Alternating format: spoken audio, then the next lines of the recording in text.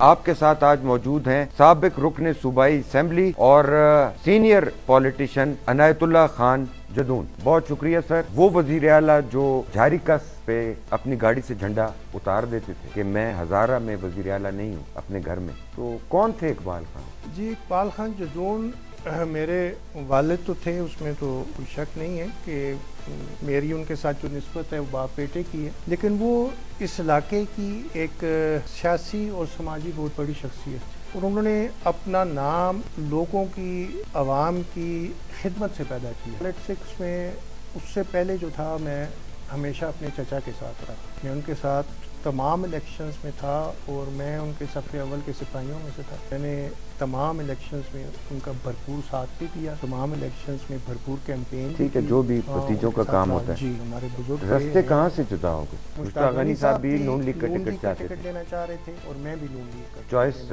قرعہ فعال آپ کے نام؟ میرے نام میں، کیونکہ آپ کے پرانے مراسم تھے پارٹی کے. وہ وہاں سے پھر سینئر قیادت کی. آج کل بہت زیادہ جو گرم گرم خبریں آپ کے حوالے سے چل رہی ہیں بہت سی، جی، ان میں ایک خبر تو یہ ہے کہ آپ کا اور آپ کے کزنز کا، چچا کا راضی نامہ ہونے جا رہا ہے، بلکہ تقریباً ہو چکا ہے اور صرف اعلان باقی. تو سچ سچ بتائیں گے یا سیاسی جواب دیں گے؟ دیکھیں، بال تھا.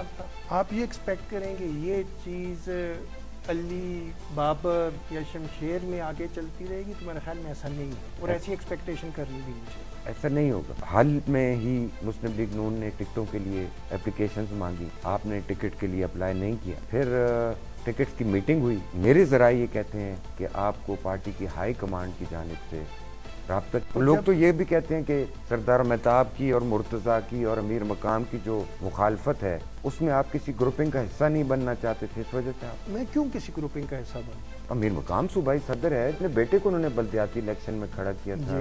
شمون کو، شمون پہلے ایم پی اے بھی رہا ہے، ضلع کونسل کا ممبر بھی رہا ہے. ایک نووارد بچے سے ہار گیا. تھوڑے سے ووٹوں سے 20,000 سے ہار. تھوڑے سے ووٹوں سے 20,000 سے اتنے زیادہ نہیں ہے. پھر کہاں رہا سردار مہتاب صاحب کا وزن؟ وہ یہ بتا دیں کہ یہ کیوں ہارا الیکشن پی ایم ایل این میں؟ پی ایم ایل کے اپنے اختلافات کی وجہ سے، پارٹی کے اندر اختلافات، جس کی وجہ سے مہتاب صاحب کا بیٹا ہارا. جی. کوئی اختلافات نہیں تھے. اسی سٹیج پہ لیڈرشپ جو ہے اس کو ایک رستہ ضرور دیا جاتا ہے، وہ یہاں سے باہر چلے جاتے ہیں. جو بھی ہے، جو کچھ بھی ہے، پیچھے جو کچھ بھی بھگتتے ہیں وہ ورکر بھگتتے ہیں، ہم لوگ بھگتتے ہیں، عہدیدار جو ہوتے ہیں. ٹکٹ میں تو ہولڈر. کبھی زندگی میں خیر پارٹی کا کوئی عہدیدار بھی نہیں رہا، میں قدنا ورکر ہوں. ٹکٹ ہولڈر جو ہوتے ہیں، آپ نے کیا بھگتا؟ میں نے بہت کچھ بھگتا. مثلا چھوٹی سی مثال ہے، آپ کو بھی پتہ ہے کہ جب مریم نواز یہاں پہ یہ آخری دفعہ سے پہلے جب آئی تھی، جب مانسیرا گئی، اس کے تیسرے دن ایف پی آر کا نوٹس آپ کو یاد ہوگا کہ مجھے آیا، میں نے آپ سے شیئر بھی کیا. بلڈوزر آگے تھے آپ کا ہوٹل گرانے. جی، اسے ہینڈل کیا. صوبہ خیبر پختونخوا نام رکھ دیا گیا 18ویں ترمیم میں صوبہ سرحد کا. جی، اور سردار مہتاب صاحب اس کمیٹی کا حصہ تھے جی. مسلم لیگ نون کی طرف سے، جس نے صوبے کا نام تبدیل کیا. جی. یہاں پر فسادات ہوئے، آپ ایم پی اے تھے، جی. اور تحریک صوبہ ہزارہ کے جی. نام سے ایک تحریک چلی، جی. اور 8 قیمتی جانیں ضائع ہوئیں. 200 کے قریب لوگ زخمی ہوئے، جن میں کچھ ایسے ہیں جو ساری زندگی کے لیے معذور اور اپاہج بھی ہو چکے. سارا سہرا جاتا ہے امیر حیدر خان ہوتی کو. جی.